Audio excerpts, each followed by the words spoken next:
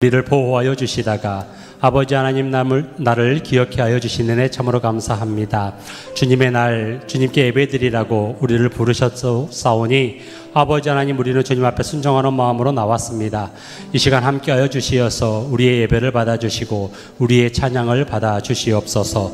그리하여 우리가 말씀으로 아버지 하나님께 위로를 받고 말씀으로 새 힘을 얻어서 돌아가는 발걸음은 참으로 평안하게 감사한 마음이 가득하게 아버지 하나님 이 시간 귀하고 복된 시간으로 삼아 주시옵소서. 돌보시고 이끄실 줄 믿사오며 우리 구주 예수 그리스도의 이름 받들어 기도 올리옵나이다. 아멘. 예배로 초청하신 하나님의 음성을 들었사오니 이 찬양으로 하나님께 영광 돌리겠습니다. 주의 음성을 내가 들으니 사랑한단 말일세. 믿는 마음으로 주께 가오니 나를 영접하소서. 내가 매일 십자가 앞에 더 가까이 가오니 그새 주의 흘린 보배 피로써 나를 정케 하소서. 주여 넓으신 은혜 베푸사 나를 받아주시고 나의 품은 뜻 주의 뜻같이 되게 하여 주소서. 내가 매일 십자가 앞에 더 가까이 가오니 그새 주의 흘린 보배 피로써 나를 정케 하소서. 주의 보좌로 나아갈 때에 어찌하리 기쁠까. 주의 얼굴을 항상 배우니 더욱 친근합니다. 내가 매일 십자가 앞에 더 가까이 가오니 그새 주의 흘린 보배 피로써 나를 정케 하소서. 우리 구주의 넓은 사랑을 증량할 자 없으며 주가 주시는 참된 기쁨도 헤아릴 수 없도다. 내가 매일 십자가 앞에 더 가까이 가오니 그새 주의 흘린 보배 피로써 나를 우리 3절로 고백하겠습니다. 주의 보좌로 나아갈 때에 어찌하니 기쁠까. 주의 얼굴을 항상 배우니 더욱 친근합니다. 내가 매일 십자가 앞에 더 가까이 가오니 그새 주의 흘린 보배 피로써 나를 정케 하소서. 우리 구주의 넓은 사랑을 증량할 자 없으며 주가 주시는 참된 기쁨도 헤아릴 수 없도다.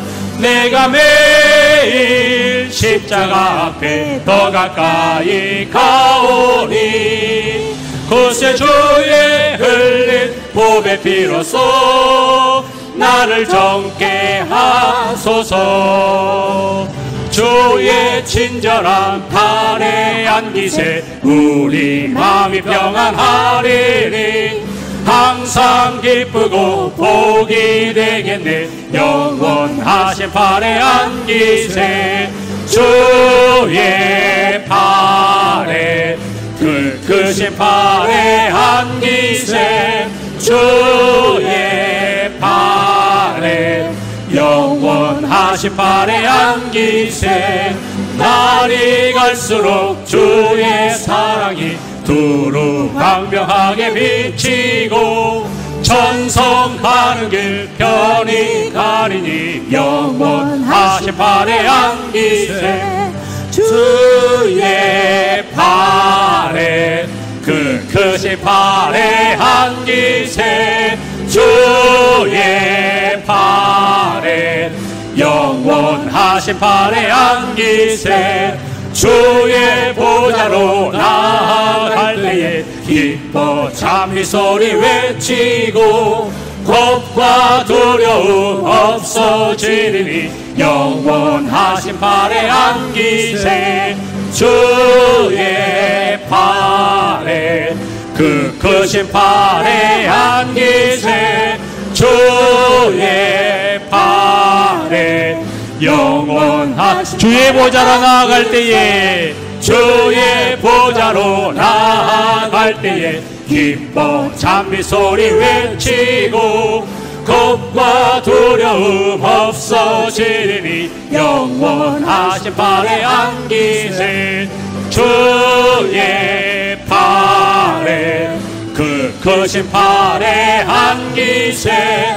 주의 팔에 영원하신 주의 팔에 주의 팔에 그 크신 팔에 안기세. 주의 팔에 영원하신 팔에 안기세. 하나님의 나팔 소리 천지 진동할 때에 예수 영광 중에 구름 타시고 천사들을 세계 만국 세우신 곳에 보내어 구원 얻은 성도들을 모으리. 나팔 불 때 나의 이름 나팔 불 때 나의 이름 나팔 불 때 나의 이름 부를 때에 잔치 참여하겠네. 무덤 속에 잠자던 자 그때 다시 일어나 영화로운 부활 승리 얻으리. 주의 택한 모든 성도 구름 타고 올라가 공중에서 주의 얼굴 배우리. 나팔 불 때 나의 이름 나팔 불 때 나의 이름 나팔 불 때 나의 이름 부를 때에 잔치 참여하겠네. 주님 다시 오실 날을 우리 알 수 없으니 항상 기도하고 깨어 있어서 기쁨으로 보좌 앞에 우리 나가서도록 그때까지 참고 기다리겠네.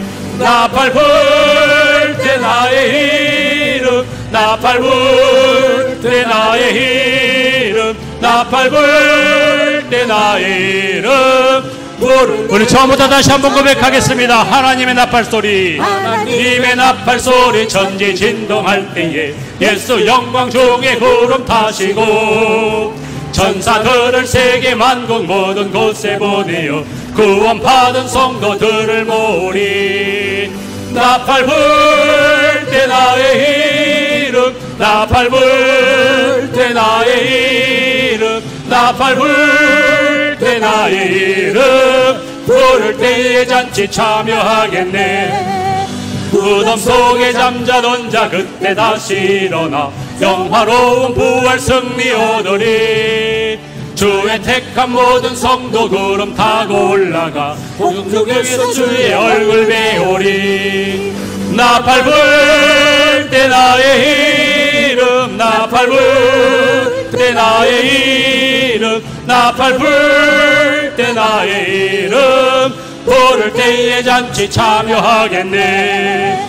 주님 다시 오실 날을 우리 알 수 없으니 항상 기도하고 깨어 있어서 기쁨으로 보좌 앞에 우리 나가서도록 그때까지 참고 기다리겠네. 나팔 불 때 나의 이름 나팔 불 때 나의 이름 나팔 불 때 나의 이름 부를 때에 잔치 참여하겠네. 아멘. 이러한 신앙을 가지고 살아가는 우리인이 마지막 찬양을 부르시면서 가사를 생각하면서 이 찬양이 여러분의 고백이 되길 원합니다. 내 인생 여정 끝내요. 내 인생 여정 끝내요. 강 건너 언덕 이를 때 하늘 문 향해 말하리. 예수 인도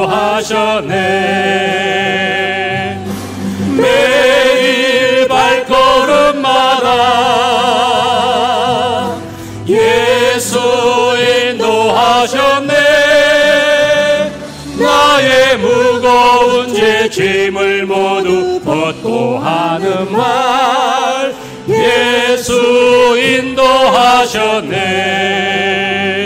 이 가시밭길 인생을 허덕이면서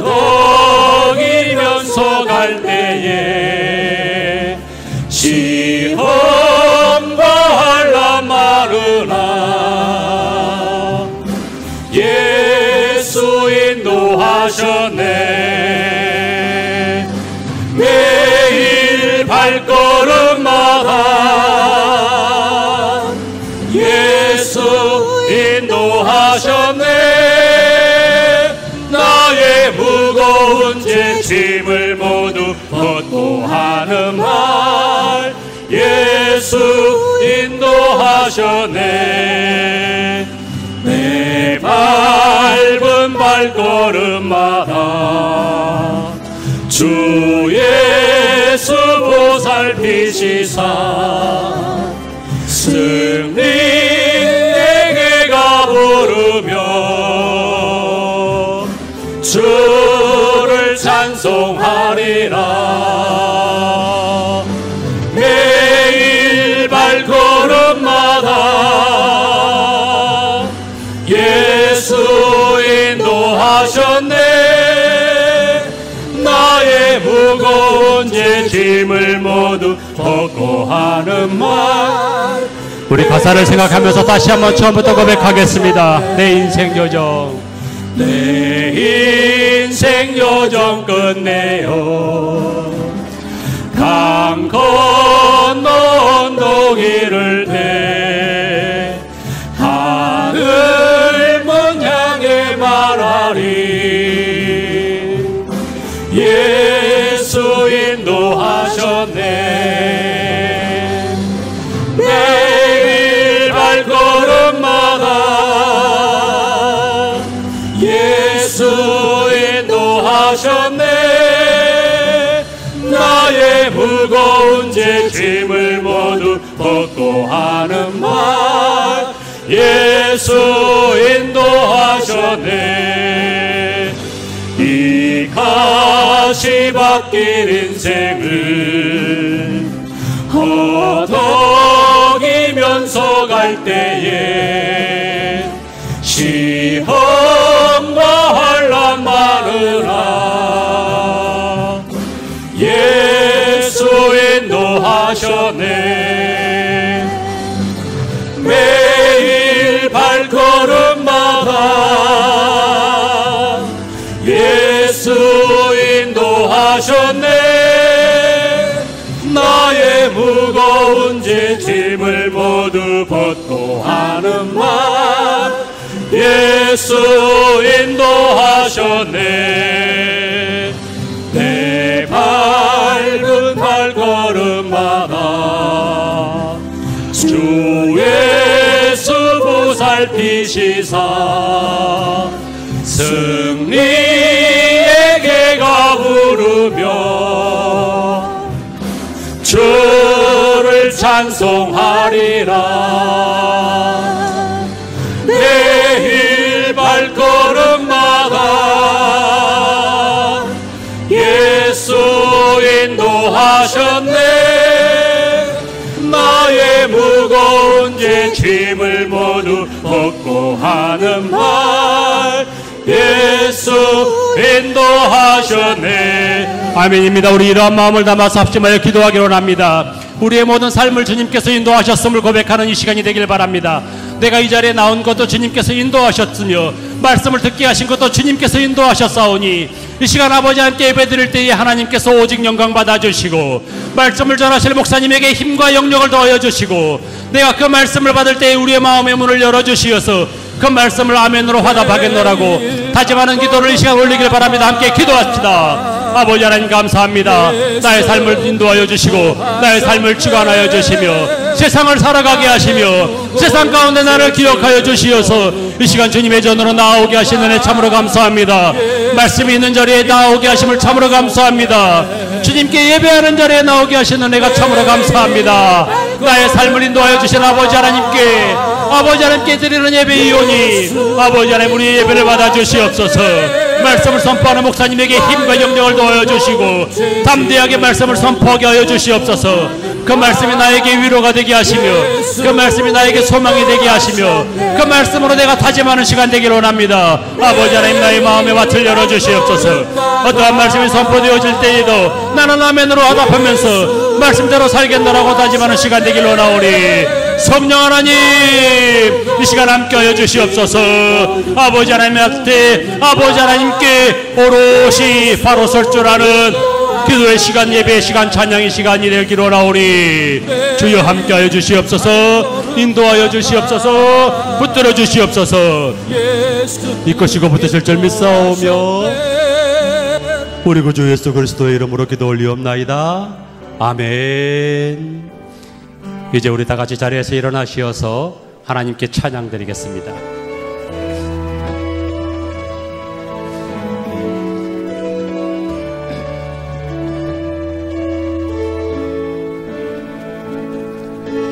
예수 우리 왕이여 이곳에 오셔서 우리가 왕께 드리는 영광을 받아주소서.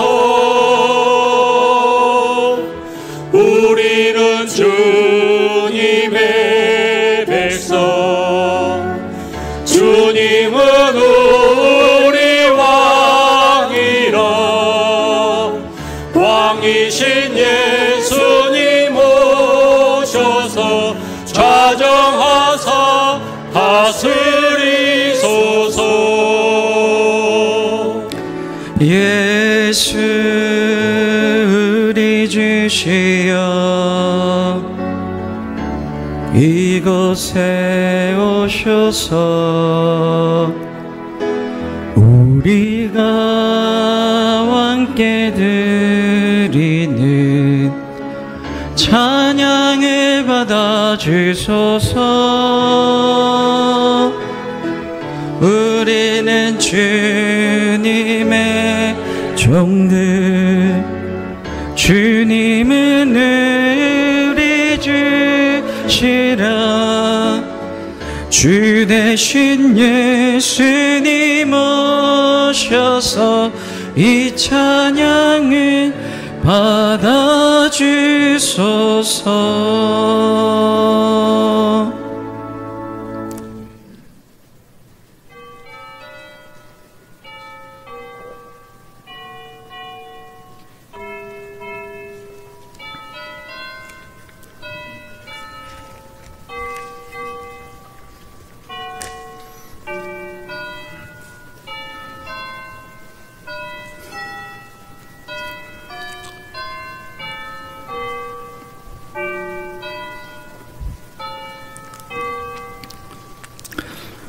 우리를 구원하시고 오늘도 생명의 길로 인도하여 주신 아버지 하나님의 은혜에 감사를 드립니다.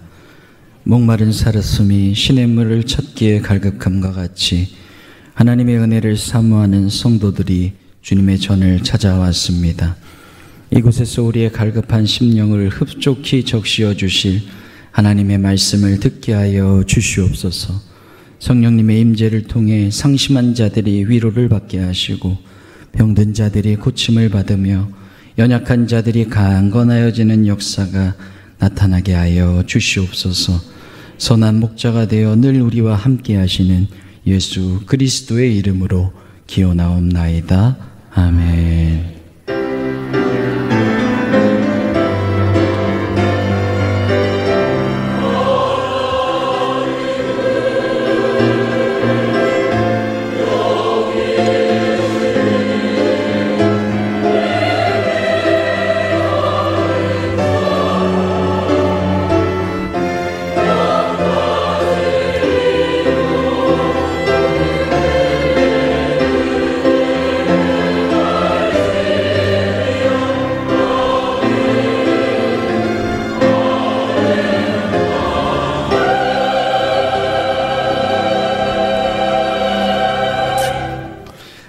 같이 자리에 앉아주시기 바랍니다. 찬송가 621장으로 하나님께 영광 올려드리겠습니다.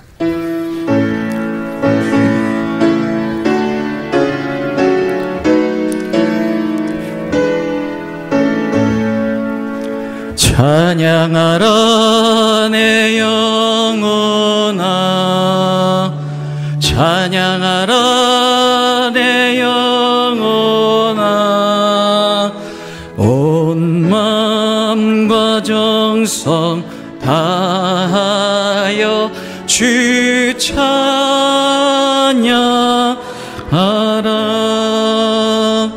경배하라 내 영혼아, 경배하라 내 영혼아, 온 마음과 정성 다하여 주 경배하라.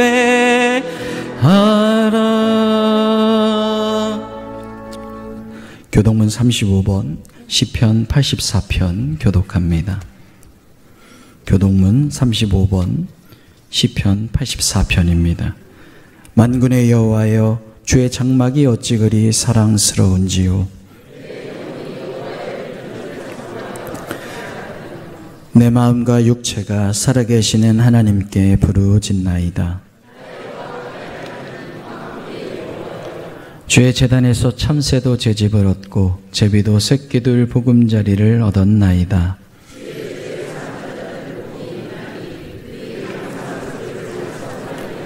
주께 힘을 얻고 그 마음에 시온에 데려가 있는 자는 복이 있나이다. 그곳에 많은 샘이 있을 것이며 이른 비가 복을 채워주나이다.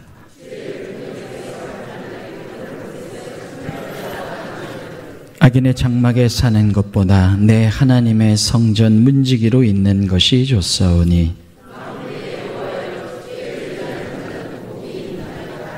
아멘. 함께 사도신경으로 신앙 고백드립니다. 나는 전능하신 아버지 하나님 천지의 창조주를 믿습니다. 나는 그의 유일하신 아들 우리 주 예수 그리스도를 믿습니다. 그는 성령으로 잉태되어 동정녀 마리아에게서 나시고 본디오 빌라도에게 고난을 받아 십자가에 못 박혀 죽으시고 장사된 지 사흘 만에 죽은 자 가운데서 다시 살아나셨으며 하늘에 오르시어 전능하신 아버지 하나님 우편에 앉아 계시다가 거기로부터 살아있는 자와 죽은 자를 심판하러 오십니다. 나는 성령을 믿으며 거룩한 공교회와 성도의 교제와 죄를 용서받는 것과 몸의 부활과 영생을 믿습니다. 아멘. 우리 찬송가 338장 찬송 후에 김숙자 장로님 우리를 대표해서 기도해 주시겠습니다.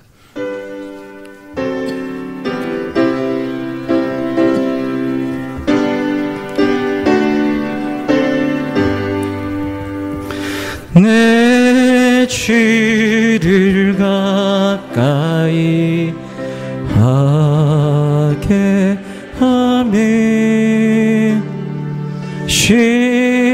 십자가 짐 같은 곳에 있나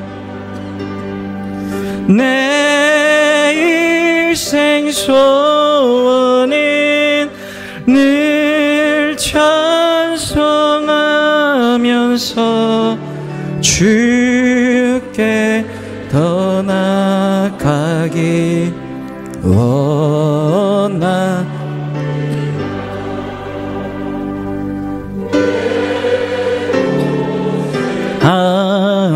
것 옛 야곱이 돌베개 베고자 갔습니다.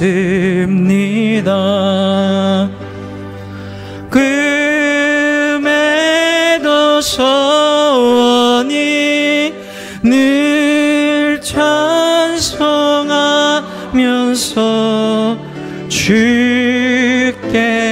더 나아가기 원합니다.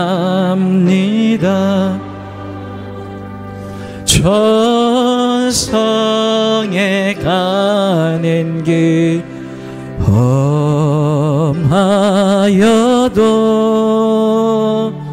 생명길 되나니 은혜로다. 천사 날 부르니 늘 찬송하면서 주께 더 나아가기 원합니다.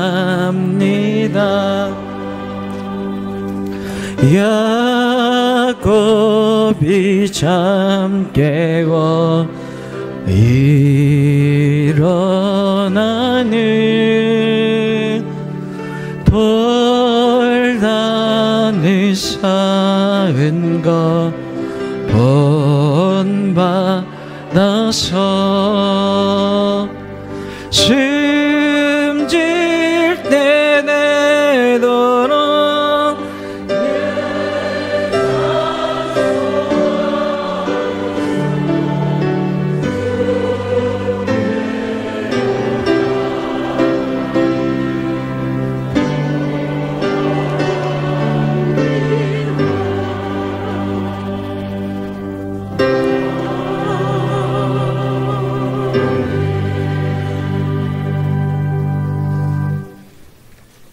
환난 중에 보호하시며 가장 좋은 곳으로 채워주시길 원하시는 하나님, 유난히도 무더운 여름 건강하게 지켜주시고 주의 날 9월 첫 주일 예배자로 불러주시니 감사합니다. 세상 흔들리고 요동하여도 코로나 이상 기후의 폭염 속에서도 믿음의 주여 온전케 하신 주만 바라보게 하시니 또한 감사를 드립니다. 모든 것은 주가 만드셨고 주의 것으로 주의 뜻대로 이루어 가실 하나님의 계획들을 찬양합니다. 환난과 평안도 빛과 어둠도 하나님이 만드셨고 운행하십니다. 하나님의 깊으신 뜻을 헤아리지 못하고 내 소견에 오른 대로 세상 것에 미혹되어 잠시나마 마음 뺏겼던 저희들의 죄를 용서하여 주시옵소서. 하나님의 자녀다운 삶으로 존재의 소중함과 하늘 소망 가치관으로 살아가는 저희들 되게 하시옵소서. 교회를 사랑하신 하나님, 성령 안에 하나 되어 성령 충만한 교회 되게 하시옵소서. 다시 일어나는 교회 되게 하시며 예배가 회복되고 말씀과 기도로 훈련된 교회 되어 깨어있는 교회, 마지막 때 시대적 사명을 감당하는 칭송받는 교회 되게 하시옵소서. 다음 세대가 말씀 안에 하나님 나라 위하여 꿈과 비전을 갖게 하시며 기독교 가치관을 흔들리지 아니하는 자녀들로 세속에 물들지 않는 믿음으로 든든히 세워지게 하시길 원합니다. 여호와 라파 치료의 하나님, 고통 중에 있는 환우들을 치료하여 낫게 하시며 위로의 주시어서 하늘 소망 잃지 않게 하시옵소서. 나라와 민족을 위해 기도합니다. 늘 불안한 정치, 경제, 사회가 하나님의 통치가 이루어지기를 소망합니다. 국정을 다스리는 여야 국회의원들 하나님 두려움 알게 하시며 백성들의 신뢰와 역사의 심판 앞에 부끄럽지 않는 지도자들을 되게 하시옵소서. 경제가 안정되며 정의와 공의가 실현되는 사회로 살기 좋은 나라 되게 하시옵소서. 복음 들고 열방 가운데 파송된 선교사님들의 가정을 지켜주시며 구원 사역을 위한 필요한 것들이 채워지는 은혜를 허락하여 주시옵소서. 전쟁 중에 있는 나라들 속히 종식되게 하시며 남북의 관계 또한 평화로 통일을 준비하게 하시옵소서. 말씀을 준비하여 단에 세우신 방세옥 목사님 성령으로 붙들어 주시어서 피곤함 없게 하시며 권세 있고 능력 있는 말씀 선포되어 아름다운 삶의 열매가 있게 하시기를 원합니다. 휴가 중에 계신 김민영 이임 목사님 쉼을 통해 재충전의 기회 되게 하시며 후반의 목회를 기쁨으로 잘 감당하실 수 있는 은혜 주시기를 원합니다. 준비된 주영광 찬양을 올려드립니다. 저들의 신앙 고백 가운데 올려드리게 하시며 하나님만 영광 받으시옵소서. 곳곳에 예배를 돕는 모든 손길들에게도 함께해 주시기를 원하며 예수님 거룩하신 이름으로 간절히 기도합니다. 아멘.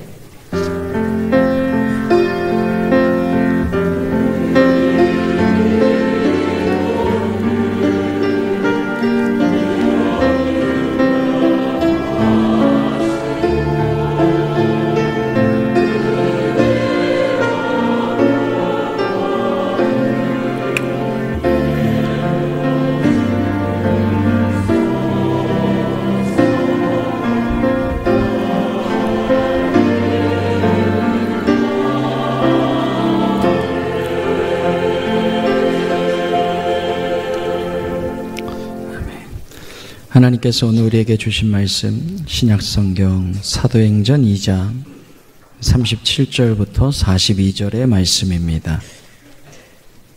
사도행전 2장 37절부터 42절 말씀 신약성경 190면에 있습니다. 제가 봉독합니다.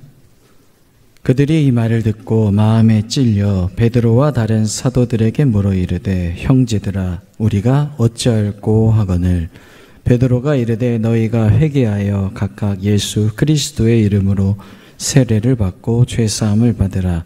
그리하면 성령의 선물을 받으리니 이 약속은 너희와 너희 자녀와 모든 먼데 사람 곧 주 우리 하나님이 얼마든지 부르시는 자들에게 하신 것이라 하고 또 여러 말로 확증하며 권하여 이르되 너희가 이 패역한 세대에서 구원을 받으라 하니 그 말을 받은 사람들은 세례를 받음에 이날에 신도의 수가 3,000이나 더하더라.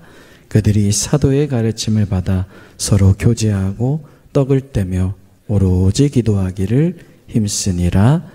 아멘. 우리 주영강 찬양대 찬양으로 하나님께 영광 올려드리겠습니다.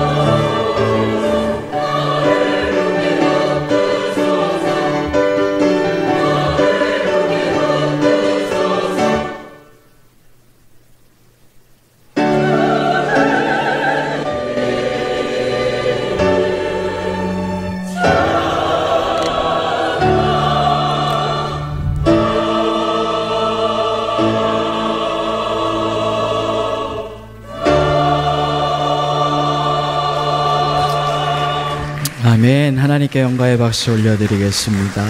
감사합니다. 행복 찬양하시고 말씀 앞으로 나아가겠습니다.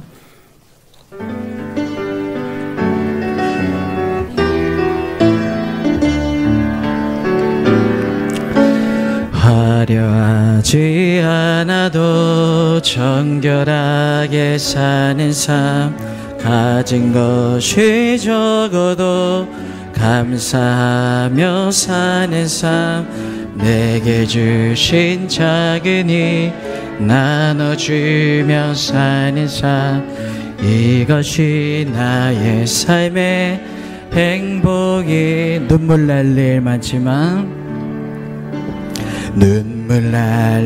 많지만 기도할 수 있는 건 억울한 일 많으나 주를 위해 참는 것, 비록 짧은 작은 삶 주 뜻대로 사는 것, 이것이 나의 삶의 행복이라오.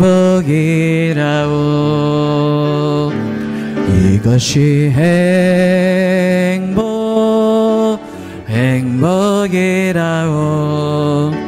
세상에 알 수 없는 하나님 선물, 이것이 행복이라오. 하나님의 자녀로 살아가는 것, 이것이 행복이라오. 이것이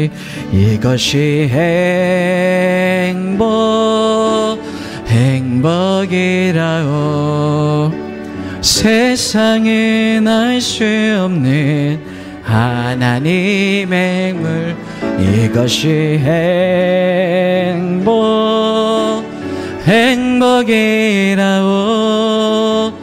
하나님의 자녀로 살아가는 것, 이것이 행복이라오. 아멘. 할렐루야. 옆에 분들과 인사하실 때 보고 싶었습니다. 한번 인사해 보겠습니다. 보고 싶었습니다. 눈을 좀 보시면서 또 사랑합니다. 사랑합니다. 전 많이 보고 싶었습니다. 이 어린아이들은 모든 것을 남의 탓으로 돌려버립니다. 아이들을 보면 그렇더라고요. 자기 탓이라고 말하는 경우가 없습니다. 모든 것이 다 엄마 탓입니다. 밥을 안 먹어도 엄마 때문이고, 졸려도 엄마 때문이고, 물건이 없어져도 엄마 때문이고, 피곤해도 엄마 때문이고, 자다 깨도 엄마 때문인 거죠. 다 엄마 탓입니다. 저희 집에도 한 아이가 있는데 모든 게 엄마 탓입니다. 오늘 아침에도 일어나가지고 가래. 다 이런 게 어린아이의 특성이죠. 어린아이란 이런 미숙한 상태에 있기 때문에 그렇습니다. 그러나 어른이 되어서도 이런 상태를 벗어나지 못하는 사람들이 있죠. 모든 문제의 원인을 다른 사람에게서 찾는 겁니다. 내가 출세하지 못한 것이 부모님을 잘못 만났기 때문이다. 내가 행복하지 못한 것이 내 배우자나 어떤 이상적인 사람들을 못 만났기 때문이다. 내 자녀가 문제아가 된 건 나의 아내나 혹은 남편 때문에 자식을 잘못 키웠기 때문이다. 내가 직장에서 두각을 나타내지 못하는 게 상사들이 나쁜 사람이기 때문이라는 식이죠. 자기 잘못은 하나도 없는 거예요. 모든 것을 남의 잘못이라고 인식하는 거예요. 그런 사람들을 가르쳐서 우리는 유치하다라고 합니다. 유치한 거예요. 나이는 성인일지언정 실제로는 여전히 유아 수준에 머물러 있다는 거예요. 같은 상태에 있을지라도 어린아이를 유치하다고 하지 않는 거예요. 제가 저희 딸에게 에이 왜 유치해 이러지 않는 거예요. 애니까 운다고. 왜냐하면 어린아이들, 유아들은 성숙한 어떤 미래를 향한 과정 중에 있는 걸 우리가 알기 때문인 거예요. 그러나 같은 상태의 성인을 일컬어서 유치하다고 표현합니다. 왜 그렇습니까? 그건 더 이상 성숙해질 어떤 가능성과 가망이 없기 때문에 그런 사람은 더불어 사는 사람에게 도움이 되지 못합니다. 짐이 되고 고통이 되죠. 그리고 그런 사람은 누군가의 희생에서만, 누군가가 자기를 위해 희생해 줘야만 생존하는 겁니다. 성숙한 사람은 모든 책임과 원인을 자기 자신 속에서 찾는 사람입니다. 그런 사람들은 자기를 잘 성찰합니다. 자기를 개발할 줄 아는 사람, 그런 사람만이 자기를 성찰하고 개발하는 것들이 중단되지 않는 거예요. 그리고 이런 성숙한 사람들에 의해 가정과 사회와 교회는 바로 세워지는 거예요. 사랑하는 성도 여러분, 신앙도 이와 똑같습니다. 우리가 믿는 하나님은 창조주 하나님이세요. 그분은 말씀으로 이 모든 만물과 천지를 창조하셨어요. 그래서 하나님에겐 불가능이 없는 겁니다. 인간의 생과 사와 화, 복, 오직 모든 것이 그분에게 달려있는 거예요. 그분에게 구원이 있는 거예요. 그분의 여기신 그래서 성령님이 오늘 우리와 함께하고 계신 거예요. 날마다 우리를 바른 길로 인도해주고 계시는 거예요. 이것이 전능하신 하나님에 대한 우리의 신앙이며 고백입니다. 근데 의외로 주위에 이런 분들이 많죠. 뭐 문제나 일이 생기면 하나님을 원망하는 거예요. 하나님을 원망하는 것 자체가 문제의 원인을 하나님께 두고 하나님을 탓하는 것을 의미합니다. 이건 미성숙한 신앙의 모습. 여러분, 그런 사람은 하나님의 도구가 되지 못하는 거예요. 하나님께서 전능하십니다. 그렇다고 해서 인간의 책임이 없다, 배제되는 게 아닌 거예요. 오히려 하나님께서 전지하시고 전능하시기 때문에 전능하신 하나님과 우리가 동행하기 위해서는 인간은 인간으로서의 책임에 더욱 충실해야 합니다.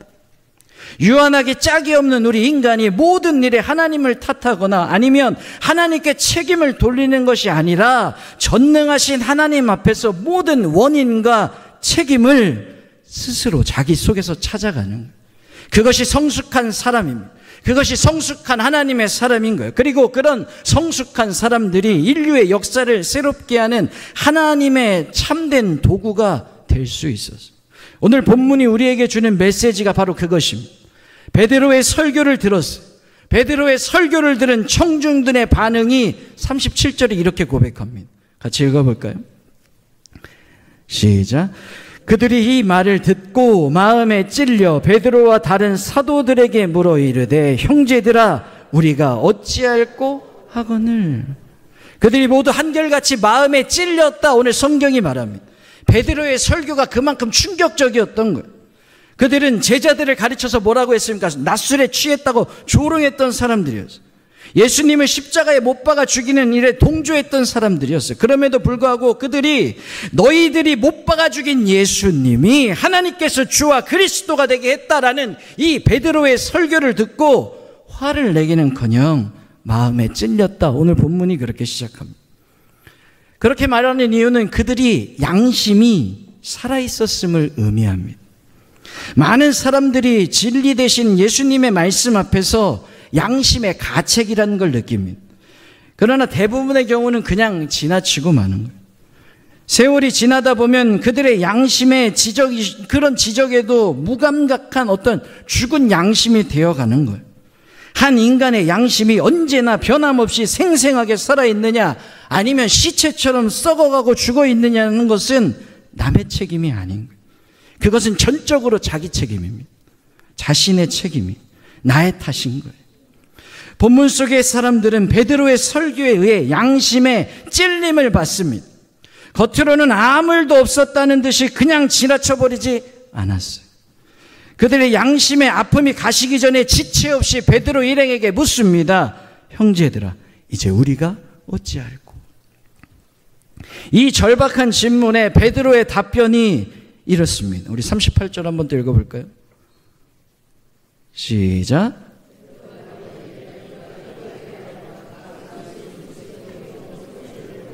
죄사함을 받으라. 그리하면 성령의 선물을 받으리니. 이것이 베드로의 설교의 마지막 내용이고 결론입니다. 양심의 찔림을 받고 우리가 어찌할꼬 하며 통탄히 하는 사람들에게 베드로가 말하죠. 하나님의 영이신 성령님과 동행하는 방법을 이야기합니다. 다시 말해 성령의 세례를 거쳐 충만한 삶을 살 수 있는 길을 말씀하는 거예요. 성령 하나님과 동행하지 않고는 양심의 가책 없는 삶, 이건 불가능한 겁니다. 이를 위해 베드로가 제시한 건 두 가지입니다. 첫째로 회개하라는 거예요. 회개가 무슨 말입니까? 길을 바꾸라라는 뜻이에요. 가던 길에서 돌아서라라는 거예요. 지금 손으로 잡고 있는 것 다 내려놓으라는 거예요. 말하자면 철저하게 행동하는 것과 관련된 단어가 회개입니다. 둘째로 예수 그리스도의 이름으로 세례를 받고 죄 사함을 얻으라 말하는 거예요. 죄 사함을 얻기 위해 예수님의 이름으로 세례를 받으라는 의미였어요. 여기서 베드로가 세례를 언급한 것은 어떤 형식이 아닌 것, 본질에 대한 요구입니다. 사도 바울이 로마서 6장에서 세례에 대해 이렇게 결론을 내려. 로마서 6장 5절 말씀에 보면 이렇게 말합니다. 같이 읽어볼까요? 시작. 만일 우리가 그의 죽으심을 본받아 연합한 자가 되었으면 또한 그의 부활을 본받아 연합한 자가 되리라. 무슨 단어가 두 번 나오죠? 아유, 감사합니다. 연합이 두 번 나와요. 또 갈라디아서 3장 27절은 세례를 이렇게 말합니다. 누구든지 그리스도와 합하기 위하여 세례를 받은 자는 그리스도로 옷 입었다. 여기도 합하여져. 사랑하는 성도는 세례라는 것의 본질은 연합입니다. 베드로가 예수 그리스도의 이름으로 세례를 받으라 라고 말한 것은 예수 그리스도와 연합한 삶을 추구하라는 말이었어요. 죽음을 향해 가던 길에서 이제 돌아오라라는 겁니다. 생명이신 예수님 앞에 주님과 함께 연합된 삶을 살라고 말씀하는. 지금 내 손에 움켜쥐고 있는 것이 머지않아 한 줌의 죄에 불과할 것들 다 내려두고 영원하신 예수님으로 옷 입으라. 이것이 세례의 본질인 거예요. 어떤 말입니까? 철저하게 행동과 관련된 말입니다. 우리가 한날 한시에 한 장소에서 모두 회개의 삶을 시작할 수 있습니다. 어떤 큰 집회나 어떤 수련회나 사경회 등을 통해 함께 은혜 받고 함께 시작할 수 있습니다. 제가 이렇게 만나보면 은혜 받았던 사람들은 한국에 엄청나게 많습니다. 한때는 다 막 하나님 다 알고 만나고 저희 집안에도 한 명 있어요. 아버지 쪽에, 어머니 쪽에. 세욱이 네가 지금 목사님이지만 나도 옛날에 청년부 때 회장도 했었고. 그럼 뭐해? 지금 안 하는데. 유튜브 1부 때는 송출 안 돼가지고 다행인데 보실 수도 있는데 어쩔 수 없어요. 보셔도 같은 날 같은 교회에 등록하고 같이 신앙생활 할 수 있습니다. 그러나 그리스도와 연합된 삶의 추구는 각각 개인의 문제인 거예요. 다시 말하면 신앙의 시작은 집합적일 수 있습니다. 함께 할 수 있습니다. 그러나 신앙의 질은 철저하게 개인적인 거예요. 이건 학생이 입학할 땐 단체로 한꺼번에 입학합니다. 그런데 졸업할 때 보면 그 학생의 수준은 개인의 노력 여하에 따라 다 천차만별인 거예요. 사랑하는 여러분, 제가 신학대학교 때 몇 등으로 들어갔을까요? 신대원 들어갈 때. 왜 그러세요? 제가 정확하게 기억합니다. 모 교수님이 알려주셨어요. 세웅이는 뒤에서 3등이야. 감사해. 난 꼴등 못 해봤어. 졸업할 때 몇 등 했을까요? 마지막 신대원 마지막 졸업할 때 앞에서 3등 했습니다. 잘했죠? 1등을 잡을 수가 없더라고. 그가 누님이었는데 아무튼 그런 거랑 같은.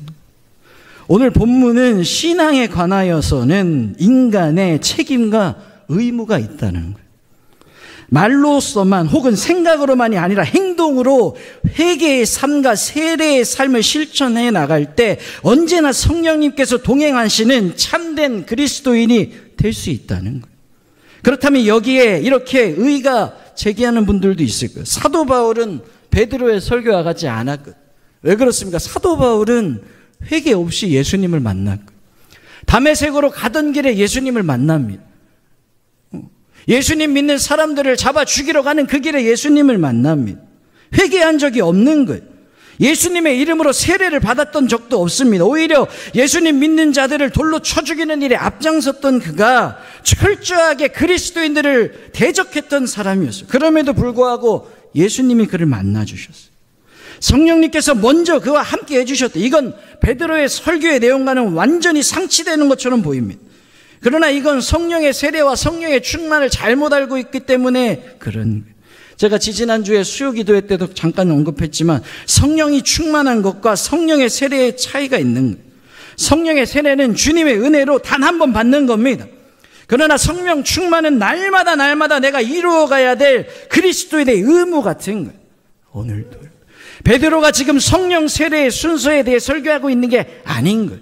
베드로가 자신의 설교를 통해 성령 세례를 포함하여 지속적으로 성령의 충만한 삶을 이루어가야 할 우리 크리스천들, 그리스도인들의 인간의 책임과 의무를 말씀하는 거예요. 예수님의 대적자에 지나지 않았던 바울의 경우에는 성령 세례가 먼저 주어졌다고 해서 바울이 그리스도인으로서의 책임이나 의무를 소홀히 했다, 경시했다, 이게 아닌 거예요.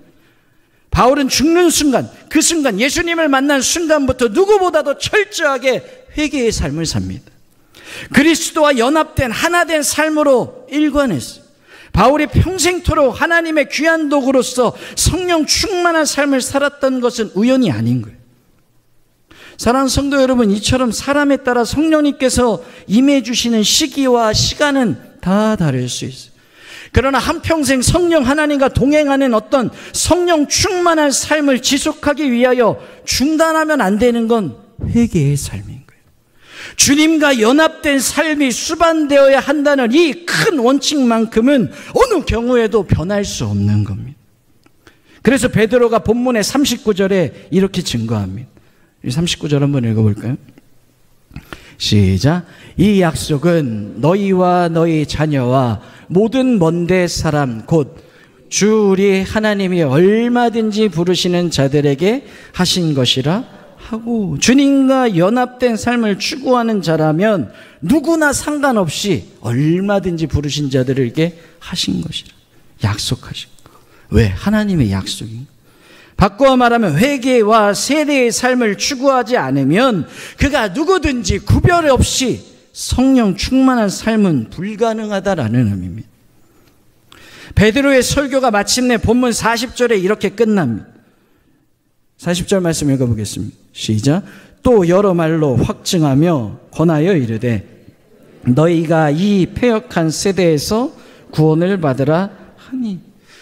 여기 말하는 패역하다, 이 말은 고듬의 반대말로서 삐뚤어졌다라고 이야기합니다. 날이 갈수록 세상은 삐뚤어집니다. 인간도, 심성도, 생각도, 행동도, 삶도 온통 진리에서 벗어나 삐뚤어지고 이렇게 키우는 거예요. 그런 사람들이 있잖아요. 만나면 매사가 불만이야. 다 삐뚤어. 좋다는 얘기를 못해. 제 친구 중에도 있어요. 걔만 만나면 다 불만이야. 교회가 이래서 안 되고 나라가 이래서 안 되고. 그런 어때요? 그런 사람 만나면 피곤하죠. 피곤한 사람. 여러분, 회개와 세례의 삶을 추구하는 사람들은 이렇게 삐뚤어지고 폐악한 세상 속에서 구원의 삶을 이룰 수 있는. 왜? 성령님이 그와 동행해 주시기 때문에 삐뚤어져 있던 것도 오히려 곧게 바로 세우는 거예요. 이 말씀을 뒤집어 말하면 그리스도와 연합된 삶을 추구하지 아니하면 이 폐역한 세상에서 결코 구원의 삶을 살 수 없는 거예요. 그런 사람과 성령님께서는 동행하지 않기 때문에 그런 삶은 피사의 사탄 마냥 매사가 삐뚤어 있는 거예요. 고린도후서 5장 18절에 보면 이렇게 말합니다. 우리 같이 읽어보겠습니다. 시작. 모든 것이 하나님께로서 났으며 그가 그리스도로 말미암아 우리를 자기와 화목하게 하시고 또 우리에게 화목하게 하는 직분을 주셨어요. 그런 사람들이랑은 화목할 수가 없는 거예요. 다 삐뚤은 거예요. 화목해야 되는데 가만히 있으면 돼요. 성경은 또 뭐라고 말합니까? 그런즉 누구든지 그리스도 안에 있으면 새로운 피조물이라 이전 것은 지나갔으니 보라 새 것이 되었다 선언하시는. 가만히 있기만 하면 전능하신 주님이 우리를 새로운 피조물로 빚어주신다, 그렇게 성경은 말하지 않아요. 누구든지 그리스도 안에 있으면 이 말씀이 먼저 선행되고 조건인, 우리가 그리스도 안에 있어야 새로운 피조물이 되는, 화평의 사람으로 바뀔 수 있는, 그리스도 밖에서는 안 되는 거예요. 주님께서 우리를 새로운 피조물로 만들어 주셨다. 이건 주님의 책임이지만, 그러나 새로운 존재가 되기 위해 그리스도 안에서 그리스도와 연합하는 것, 그건 우리의 책임인 거예요. 갈라디아서 5장 16절에 이렇게 말합니다. 같이 또 한번 읽어볼까요? 시작. 내가 이르노니 너희는 성령을 따라 행하라. 그리하면 육체의 욕심을 이루지 아니하리라. 우리는 모두 육체의 욕심과 욕망의 경험을 다 지니고 있습니다. 저는 아주 좋아하는 게 하나 있습니다. 콜라입니다. 진짜 많이 좋아합니다. 근데 콜라를 많이 줄였습니다. 여러분들은 안 놀라지만 저는 스스로 굉장히 놀랍습니다. 하루에 제가 많이 먹을 때는 6피트씩 먹었어요. 1.5리터 6개씩. 설교 준비하면서 막. 놀라실만 해요. 진짜 많이 먹었어요. 요즘에는 못 먹습니다. 먹으면 혼나가지고. 와, 근데 지금도 먹고 싶을까요? 안 먹고 싶을까요? 욕망이 막 샘솟아요. 이게 막 여러분들은 모를 겁니다. 설교 한번 해보시면 알 텐데 목이 타요. 그럼 많은 분들이 물이 떠올라야 되는데 저는 뭐가 떠오를까요? 콜라가 떠오릅니다. 그래도 못 먹습니다. 여러분, 욕망이라는 건 저절로 사라지는 게 절대로 아닌 거예요. 허망한 줄 알면서도, 안 좋은 줄 알면서도 욕망에 더욱 심취하는 것, 그것이 어리석은 인간인 거예요.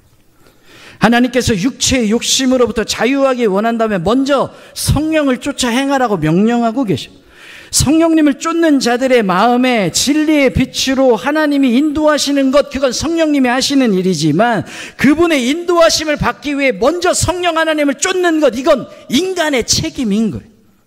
이것이 성경이 일관되게 강조하고 있는 하나님의 원칙인 거예요. 사랑하는 성도 여러분, 만약 그리스도인답게 살고 있지 못하다면 그것은 결코 하나님의 탓이 아닌 겁니다. 양심의 소리에 무디어진 분이 있다면 그것은 남의 잘못이 아닌 거예요. 허망한 육체의 욕망에 사로잡혀서 망령된 행실을 쫓느라고 황금 같은 인생을 탕진하는 사람이 있다면 그건 역시 다른 사람의 책임이 아닌 겁니다. 그 모든 것은 전적으로 그런 삶을 추구해온 자기 탓인 거예요. 나의 잘못이고 나의 책임인 거예요. 반대로 우리 주변에 향기로운 예수님의 삶을 살았던 사람들이 있습니다. 진리로 꽃피어가는 분이 있다면 그런 분의 삶을 가소평가하면 안 되는 거예요. 제가 우리 순천 세강교회 와서 많은 분들 보면서 느끼, 진짜 아름다운 분들이 너무 많아요. 우리 장로님들, 권사님들 보면 아름다운 진리의 꽃, 예수님의 향기는 아무에게서나 풍기는 게 아닌 거예요. 그분이 삶의 모든 여정 동안에 살아온 어떤 추구해온 신앙의 결과인 거예요. 모든 인간의 삶이란 자신이 추구해온 것의 결과입니다. 형상화하는 거예요. 허망한 것을 추구한 사람의 삶에서 영원한 것이 필수가 없는 겁니다. 영원한 것을 쫓는 자의 인생에만이 그것이 필수 있는 거예요. 지금 나의 모습이야말로 내가 그동안 추구해온 내 삶의 결과라는 것보다 더 무서운 하나님의 심판은 없는 거예요. 이거보다 더 엄중한 하나님의 평가가 어디에 있겠습니까? 사랑하는 성도 여러분, 전능하신 하나님을 진정으로 믿으십니까? 전능하신 하나님께서 우리를 새로운 피조물로 빚어주실 것을 우리가 정말로 믿고 있습니까? 아니, 전능하신 하나님의 영이신 성령님이 날마다 나와 동행하는 성령인 충만한 어떤 그리스도인이 되길 원하십니까? 그렇다면 지금부터 회개와 세례의 삶을, 그리스도와 연합하는 삶을 우리가 스스로 살아가야 하는데, 그리스도인으로서의 책임과 의무에 충실한 자들이 되어야 되는, 성령님께서 우리를 진리로 새롭게 빚어주십니다. 우리의 일평생 동안 나와 동행해 주시기 위해 지금 오늘 이 시간 우리 가운데 함께 계시는 거예요. 우리는 이 땅에서 많은 사람과 관계를 맺고 함께 더불어서 살아갑니다. 대부분의 경우에 사람들은 웃으면서 새로운 사람과의 관계를 시작하죠. 그러나 얼마 지나지 않아 웃음은 사라져 버립니다. 이걸 제일 잘 느낄 수 있는 게 엘리베이터예요. 엘리베이터에서 딱 문이 열렸는데 누가 들어오면 어떻게 시작하죠? 안녕하세요 하고 웃음이 저만 그런가요? 엄청 뻘쭘해지죠. 내려갈 때 괜히 한번 웃고. 얼마 지나지 않아 웃음 사라져. 시간이 흐를수록 서로가 서로에게 가해하고 서로 피해됐다고만 하는 거예요. 부부라고 해서도 그럴 때가 있죠. 더불어 산다, 같이 산다, 이런 것은 열정만으로는 안 되는 거예요. 함께하는 삶은 서로 각자가 철저하게 깨어있는 어떤 홀로일 때만 가능한 거예요. 그리스도인에게 있어서 깨어있는 홀로란 두말할 것도 없이 하나님, 위로 하나님과의 관계가 온전함을 의미합니다. 우리 스스로 각자가 홀로 하나님과 수직적인 바른 관계가 깊어져 가야 그분을 힘입을 수 있는 거예요. 그 하나님 앞에서 고독할 줄 알고 그 하나님 앞에서 혼자 있을 줄 아는 하나님의 사람만이 옆으로 사람과 더불어 함께 사는 조화로운 삶을 살 수 있는 거예요. 사랑하는 여러분, 그리스도인들에게 있어서 군중심리는 안 좋은 겁니다. 아니, 금물임. 금중심리란 게 뭡니까? 내가 깨어있어야 될 홀로이기를 포기하는 것을 의미하는 거예요. 나를 상실하는 겁니다. 그냥 군중에게 휩싸인 어떤 그런 거예요. 군중심리에 휩싸인 사람의 수가 아무리 많다고 해도 그 결과는 언제나 백해무익합니다. 모세가 하나님의 말씀을 받기 위해 시내산으로 올라간 동안에 이스라엘 백성들은 무엇을 했습니까? 금송아지를 만들어 놓고 춤추고 절하고 놀았어요. 무엇이 옳고 그른지를 생각하려 하지 않는 것, 군중심리입니다.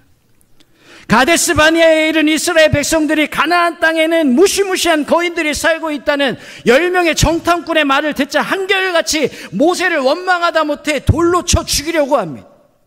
자신들이 누구에 의해서 왜 이집트를 떠나서 그곳까지 왔는지 생각 안 하는 거예요. 군중심리입니다. 나귀를 타고 입성하시는 예수님을 향하여 온 성이 떠나갈 듯이 호산나를 외쳤던 그 예루살렘 사람들이 닷새 후에 예수님을 못 박아 죽이라고 함성을 지르는, 이것 또한 군중심리입니다. 자기를 상실한 군중이란 진리를 등진 채 자기의 묘를 파는 어리석은 무리에 지나지 않음을 성경 이곳저곳에서 누누이 말씀하고 있어요. 이런 의미에서 보면 우리 그리스도인들은 고독한 사람들이어야 돼요. 고독. 자, 이제 찬바람이 불어옵니다. 남자의 계절이 오죠. 고독이 옵니다. 이제 고독이랑 고립이랑 또 차이가 있는데, 고립이라는 건 자기가 스스로 다른 사람과 함께 있기를 원함에도 불구하고 나를 막 소외시키는 걸 그 고립이라고 그런 거예요. 혼자만의 세계에 빠져 있는 사람. 고독은 그게 아니죠.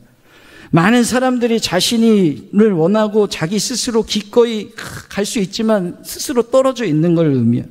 스스로 하는 어떤 자발적인 자기 격리입니다. 혹시 돌아다니다 동천에 제가 혼자 책 들고 앉아 있다면 아는 척 하지 마세요. 이제 가을이 오면 제가 책 들고, 저 책도 많이 샀거든요. 밤에 이렇게 혼자 누가 이렇게 무릎 딱 꼬고 폼 잡고 혼자 이러고 있다면 그냥 못 본 척 하셔요. 박 목사님이 고독을 씹고 있구나 하시면서 말 거시면 안 됩니다. 스스로 말하자면 홀로 깨어 있는 거예요. 두말할 것 없이 하나님과의 관계를 깊게 하기 위함인 거예요. 하나님 앞에 홀로 깨어 있을 수 있는 그 고독으로 인해서 다른 사람과 함께 사는 삶이 가능한 겁니다. 옆으로 더불어 살기 위해 수직적인 고독이 필요한 것, 수직적인 고독함이 있기 때문에 옆으로의 삶이 바르게 살아갈 수 있는 겁니다. 우리의 삶 속에서 십자가가 마치 옷감 짜여지듯이 위로 옆으로 짜여져 가야 되는 거예요. 위로는 하나님을 만나시고 옆으로는 하나님의 사람들을 사랑할 수 있는 이유가 거기에 있는 거예요. 예수님께서 이 땅에 계시는 동안 많은 사람들과 함께 하셨습니다. 제자들과 3년 동안이나 동거하시고 동행하셨어요. 그러나 사람들 속에 예수님의 모습이 보이지 않을 때가 많았어요. 그리고 예수님이 군중들이 자기를 왕 삼으려고 할 때마다 했던 일이 뭡니까? 한적한 곳에, 고독한 곳에 가셨습니다. 자발적인 고독으로 인해 군중들이 왕으로 옹립하려 할 때, 십자가에 못 박아 죽이려 할 때 동요되거나 동요함 없이 무사람들을 구원으로 인도하는 그리스도의 삶을 완성하실 수 있었던 건 하나님 앞에서 철저하게 혼자 계실 줄 알았기 때문인 거예요. 40년에 걸친 광야 생활 동안 군중 심리에 휩싸였어.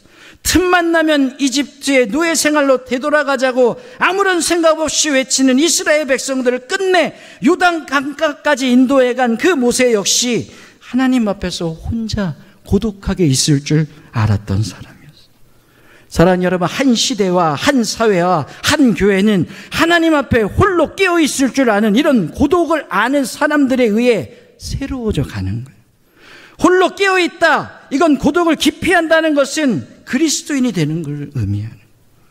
하나님 앞에서 혼자 되지 않고서는 하나님과의 관계도 사람과의 관계도 바르게 세울 수 없는 거예요. 오순절날 성령을 힘입은 베드로의 설교를 들은 사람들이 마음의 찔림을 받았습니다. 오늘 본문에 보니까 베드로를 비롯한 사도들에게 탄식하며 묻습니다. 형제들아, 우리가 어찌할꼬? 베드로가 지체 없이 말합니다. 그 대답 38절. 베드로가 이르되 너희가 회개하여 각각 예수 그리스도의 이름으로 세례를 받고 죄사함을 받으라. 그리하면 성령의 선물을 받으리니. 이 설교의 말씀이 끝나고 무슨 일이 일어납니까? 41절에 이렇게 말합니다. 같이 전 읽어볼까요? 시작. 그 말을 받은 사람들은 세례를 받음에 이날에 신도의 수가 3,000이라 놀라운 일이 벌어집니다. 무려 3,000명이나 되는 사람들이 한 번에 세례를 받습니다. 그리고 말씀을 배우고 기도하며 함께 떡을 떼고 교제를 나누었다. 성경이 말합니다. 2000년 전에 작은 성에 불과했던 예루살렘을 생각해보면 이건 진짜 실로 일대 사건인 거예요. 더 놀라운 사실은 사도행전 4장 4절에 나타납니다. 같이 읽을까요? 시작. 말씀을 들은 사람 중에 믿는 자가 많으니 남자의 수가 약 5,000이나 3,000명이 동시에 세례받은 지 얼마 되지도 않아서 5,000명이 믿는 자의 수에 더해졌다. 남자의 수만. 우리 옆에 한번 보실까요? 남자가 많나요? 여자가 많나요? 뭐 비슷하죠, 우리 교회는. 여러분, 이 짧은 기간 동안에 몇 명, 적어도 8,000명 이상의 신자가 생긴 거예요. 당시 사람들의 숫자를 셀 때 성인 남자의 수만 헤아린 그들의 간습을 감안하면 여자와 어린아이를 포함하면 아마 수만 명의 믿음의 사람들이 있었을 거예요. 이 정도의 숫자라면 예루살렘에서 웬만한 사람들은 거의 신자가 됐을 겁니다. 생각해 볼수록 엄청난 일. 저도 옛날에 우리 위임 목사님이 박 목사님은 이제 안수 받았는데 어떤 설교자가 되고 싶나 그래서 저는 목사님 같이 설교하고 싶습니다. 그랬더니 막 웃으시면서 그런 소리 하지 말고 어떤 설교하고 싶냐 그래서 저는 그냥 베드로 같이 딱 2번만 설교하고 싶다고. 그래서 2번 정도. 8,000명이 한 번 설교할 때 왔으니까 2번 하면 한 16,000명 정도 그랬더니 막 웃으시더라고. 아멘일세 그러셨겠는데. 이 이야기가 교회 성장을 연구했던 학자들이 힘을 얻은 거예요.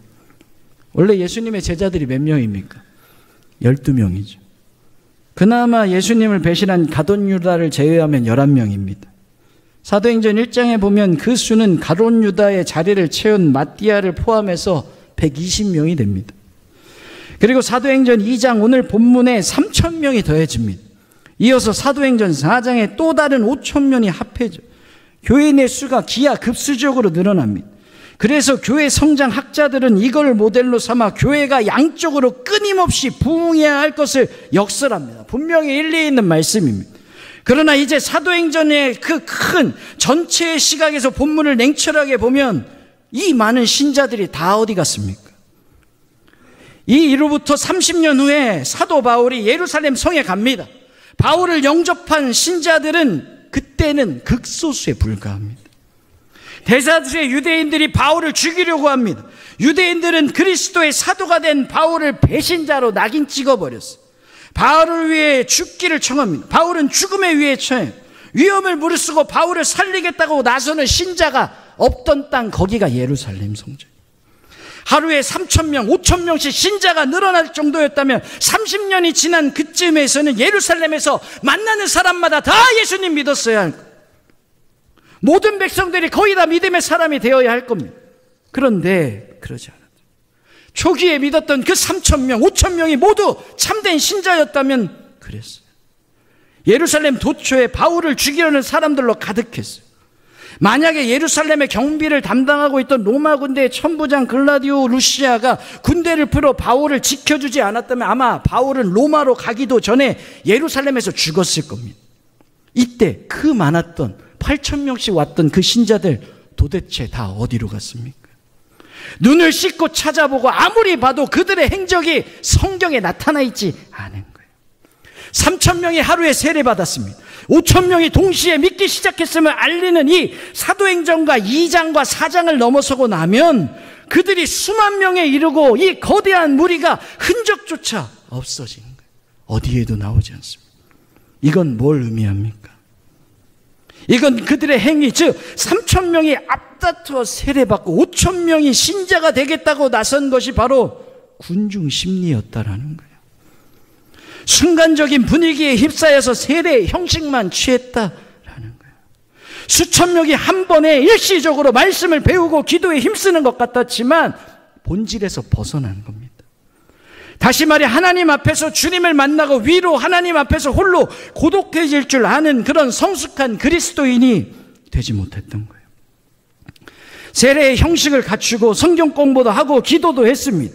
무리를 이루어 참여하긴 했습니다. 그러나 그들이 스스로 개개인이 과연 주님을 본받아 살아가는 제자인지, 그로부터 30년 후에 이 거대한 집단은 예루살렘에서 자취를 감춰버린 거예요. 우리가 주일마다 고백하고 있는 사도신경의 유래는 2000년의 역사 속에, 교회의 역사의 흐름 속에 이런 문제가 있었음을 알게 돼요. 이 사도신경은 원래 세례시의 문답으로 시작됐습니다. 본문에서처럼 예수님을 믿겠다고 하면 교회는 그 수와 사람을 따지지 않고 원래는 다 받아줬어요. 그러다가 이게 안 되겠는 거예요. 왔다가 딱 떠나는 거예요. 그래서 묻기 시작해요. 또 이로부터 30년이 지난 후에 네로 황제의 박해가 시작되자 배교자가 속출합니다. 그래서 교회는 세례를 받겠다는 사람에게 일단 일정한 문답을 주고받기 시작했죠. 우리 순천 세강교회도 그렇죠. 당신은 천지를 창조하신 하나님을 믿습니까? 예수님이 동정녀 마리아에게서 나셨음을 믿습니까? 막 질문합니다. 저도 우리 교회에 와서 세례 문답도 많이 하고 이렇게 했지만 제가 문답하면 꼭 받는 게 있어요. 그건 뭐냐면 신앙 고백서랑 결단서입니다. 여기 오늘 오신 분 중에 그 써셔 내신 분들이 있는데 자기 전에 기도하겠습니다. 제가 시킨 거 아니에요. 본인이 해오시는 거예요. 나는 이렇게 살았고 이렇게 예수님을 믿습니다. 왜 그렇습니까? 오늘날 한국교회의 경우에 아예 세례받기를 원하는 자들에게 학습의 과정이 있죠. 사랑하는 여러분, 세례의 형식이 있다면, 형식만 취한다면 그리스도와 연합된 삶, 하나님 앞에 홀로 깨어있는 삶을 추구하지 않는 자들은 어디에 있겠습니까? 신앙의 동기는 함께일 수 있습니다. 집단적일 수 있습니다. 그러나 신앙의 참된 수준은 지극히 개인적인 것입니다. 군중 심리 역시 얼마든지 신앙의 동기가 될 수 있습니다. 분위기에 휩싸여 교회의 문턱에 올 수 있습니다. 성경 공부에 참여할 수도 있습니다. 세례 받을 수도 있습니다. 그러나 그 후에 군중 심리로는 안 되는 거예요. 철저하게 혼자 하나님 앞에서 고독해지셔야 하는 거예요. 하나님과 자신의 개인적인 관계를 수식적으로 깊게 나아가야 하는 거예요. 그때 다른 사람들과 더불어 살아가고 같이 살 수 있는 거예요. 그리고 흔들리는 군중들을 동화 없이 오히려 방향을 알지 못하는 그런 군중을 생명으로 인도하는 주님의 참된 제자가 될 수 있는 겁니다. 똑같이 그리스도인이라는 말씀으로 칭호를 지니고 있다고 할지라도 이런 주님과 홀로 될 줄 아는 사람과 그렇지 못한 사람은 다른 거예요. 사랑하는 여러분, 제자와 군중은 다른 겁니다. 구별되는 거예요. 예수님께서 집단에 빠진 3,000명과 5,000명의 군중보다도 홀로 고독하게 깨어있는 한 사람의 예배를 더 필요로 하시는 거예요. 3,000명의 군중을 살리는 도구가 될 수 있는 사람은 어떤 사람입니까?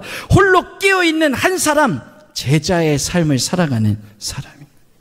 사랑하는 여러분, 알고 계십니까? 신앙은 패션이 아닙니다. 믿음은 이벤트도 아닙니다. 하나님을 믿는다는 것은 하나님을 향해 위로, 하나님을 향해 고독을 뛰어드는 것을 의미합니다. 나 스스로 이제 고독해지겠다. 그것을 할 줄 알고 그것을 해본 사람만이 옆으로 사람을 살려내는 믿음의 사람이 될 수 있는 거예요. 겟세마네 동산에서 기도하셨던 우리 예수님이 땀방울에 핏방울이 되도록 기도하셨던 그때 예수님께서 가장 믿었던 베드로와 요한과 야고보가 뭐하고 있었습니까? 자고 있었어요. 그 캄캄한 밤, 그 절대절명의 순간, 그 한적한 동산 위에 깨어있을 수 있는, 깨어있었던 분은 오직 예수님 혼자셨어요. 고독할 수밖에 없는 순간. 그러나 주님께서는 그 고독을 두려워하지 않으십니다. 그건 하나님 앞에서의 고독이기 때문에 그런, 절대적으로 필요한 고독이기 때문에 그렇습니다. 주님께서는 그 고독 속에서 고독하게 울부짖으세요. 피가 땀방울에 배어 나오기까지. 마태복음 26장 39절 같이 읽어보겠습니다. 시작. 조금 나아가사 얼굴을 땅에 대시고 엎드려 기도하여 이르시되 내 아버지요 만일 할만하시거든 이 잔을 내게서 지나가게 하옵소서. 그러나 나의 원대로 마옵시고 아버지의 원대로. 예수님의 기도죠. 42절엔 또 뭐라고 말씀합니까? 다시 두 번째 나아가 기도하여 이르시되 내 아버지요 만일 내가 마시지 않고는 이 잔이 내게서 지나갈 수 없거든 아버지의 원대로 되기를 원하나이다 하시고. 이 고독을 두려워하지 않으셨던 그분 예수님. 그래서 주님이 그리스도가 되셨던 거예요. 그리고 우리는 그분을 멀리서 구경하는 군중이 아닌 겁니다. 바로 그분을 본받아 살기를 원하는 제자가 되기 위해 지금 우리가 이 순간 이 자리에 있는 줄 믿습니다. 사랑하는 성도 여러분, 오늘도 주님은 부르시고 계세요. 이 가을이 이제 다가오는데 다른 이유로 고독해지는 것이 아니라 주님 앞에서 주님을 만나고 홀로 하나님과 고독하게 나를 돌아보고 주변을 돌아보고 하나님의 뜻을 깨달아 제자로서의 삶을 살아가는 저와 여러분들이 다 되시기를 주님의 이름으로 기도합니다. 기도하겠습니다. 살아계신 하나님, 하나님 앞에 비추어 본 오늘의 나의 모습이 내가 이제껏 추구해온 나의 삶의 결과임을 고백합니다. 오늘 내가 여전히 허망한 육체의 욕망을 쫓았고 내일 하나님 앞에서 나의 모습은 더욱 삐뚤어질 수밖에 없음을 알게 하시네 감사를 드립니다. 오늘 지금 이 순간부터 인간으로서의 책임과 의무를 다하는 자가 되게 하여 주시옵소서. 회개의 삶과 세례의 삶을, 그리스도와 연합된 삶을 중단 없이 추구하며 살아가는 하나님의 제자의 삶을 살아가게 하여 주시옵소서. 일평생 성령 하나님과 동행하면서 양심의 가책 없이 오직 진리를 따르며 생명의 삶을 살아가게 하셔서 나의 삶이 이 폐역하고 삐뚤어진 시대의 이정표가 되게 하여 주시옵소서. 하나님을 향해 한없이 고독하게 하시고 그 고독을 힘입어 내 삶 속에 쳐내야 될 가치를 쳐내는 용기도 허락하여 주시옵소서. 그 고독으로 인해 성령 하나님이 우리 속에 충만하게 하여 주시고 그 고독과 함께 갈 길을 알지 못하는 군중을 생명으로 인도하는 주의 제자로서의 삶을 살아가게 하여 주시옵소서. 위로는 하나님을 더욱 사랑하고 옆으로 사람을 사랑할 줄 아는 아름다운 하나님의 사람들이 되게 하여 주시옵소서. 오늘도 주님 앞에 나올 때 빈손으로 오지 아니하고 예물을 드리며 나아온 사랑하는 손길들이 있습니다. 성전을 장식하기 위해 드려진 또한 손길이 있습니다. 주여 각종 예물로 하나님을 기쁘시게 하였사오니 주님 쓰시고 주님의 제자 되는 일에 쓰여지도록 이끄시고 인도하여 주시옵소서. 구별하여 드린 손이 하나님 축복으로 도하여 주시고 물질로서 주님께 영광 돌리는 우리 순천세관교회 모든 하나님의 사람들 되도록 이끄시고 인도하여 주시옵소서. 다 맡겨드리며 더 많이 드리기를 원하오며 예수님의 이름으로 기도드립니다. 아멘. 우리 교회 소식 몇 가지 전합니다. 다음 주 금요일까지 금요기도회는 재정비 중입니다. 개인 기도로 기도해 주시길 바랍니다. 추석 예배의 안내입니다. 15일 주일엔 1부, 2부 예배만 있습니다. 오전 예배를 드리시고 오후에 가정으로 가셔서 가정에서 예배 드리시면 되겠습니다. 또 16일 월요일부터 수요일까지 개인 새벽 기도회는 각 개인 처소에서 기도해 주시면 되겠습니다. 수요 기도회는 예배를 정상적으로 모입니다. 수요일 밤에 함께 예배 드리시길 바랍니다. 추석이 끝난 후에 19일부터 성경 통독이 있습니다. 새벽에 말씀으로 하루를 여시기를 바랍니다. 매주 제공하는 예배문을 활용하셔서 가족 예배 드리시길 바라고 28일 토요일 오후에 순천 북북교회에서 교사 컨퍼런스 있습니다. 또 10월 5일 날 토요일 또 오후 6시부터 순천 북북교회에서 CBS에서 준비하는 한밤의 프레이즈 있습니다. 그 위러브라는 팀이 와서 집회할 텐데 많은 참여 부탁드리고 함께 예배하고 찬양하고 싶으신 분들은 교육자들이나 사무실에 문의해 주시면 감사하겠습니다. 오늘 박순욱 집사님 생일 감사 꽃꽂이 헌신해 주셨고 주방이 이제 시작됩니다. 저는 기분이 매우 좋습니다. 밥 먹으러 갈 겁니다. 맛있게 드시고 또 헌신하시기를 바랍니다. 코로나가 재확산 중에 있습니다. 개인 방역 철저히 해주시고 손 세정이나 마스크 착용해 주시길 바랍니다. 오늘은 1일 총회 헌금하는 주일입니다. 총회 주일로서 헌금에 참여하시고 사역에 후원하시기를 또 부탁드립니다. 다음 주 8일 오후 예배 후에 본당에서 임시 재직회의 있습니다. 한 건은 우리 장세임 전도사님 목사 안수 후에 부목사 청빙의 건입니다. 모든 재직분들은 함께 해주시기를 바랍니다. 우리 게리 체프먼의 5가지 사랑의 언어, 이 가을에 읽기 딱 좋은 책이니까 많이 읽어주시고 함께 은혜 나누시길 바랍니다. 금주 5일까지 우리 위임 목사님 사역 안식 중에 계십니다. 위에서 기도해 주시면 감사하겠습니다. 지난주에 소천이 좀 있었습니다. 장례 절차가 있었는데 우리 신원상 집사님 하나님의 부르심 받았고 최월성 성도님 우리 고경혜 집사님 모친 되시고 장영준 집사님 장모님 되시는 최우성 집사님 부르심 받으셨고 우리 문병철 성도님 우리 문혜옥 집사님 동생 되시는 문병철 성도님 소천하셨습니다. 만나거나 보시면 이 자리에 계시죠? 계신 분들 위로해 주셨으면 감사하겠습니다. 또 특별한 소식은 주보를 참조해 주시면 감사하겠습니다. 이제 자리에서 일어나시겠습니다. 파송의 노래로 찬양하겠습니다.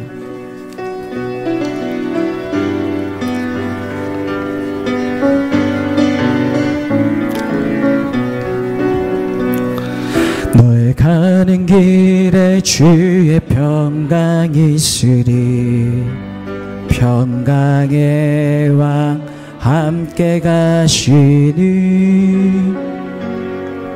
너의 걸음걸음 주 인도하시니 주의 강한 손 널 이끄시리 너의 가는 길에 주의 축복이 있으리 영광의 주 함께 하시니 내가 밟는 모든 땅 주님 다스리리 너는 주에게 예배게 되리 주님 나라 위하여 길 떠나는 나의 형제여 주께서 가라시니 너는 가라 주의 이름으로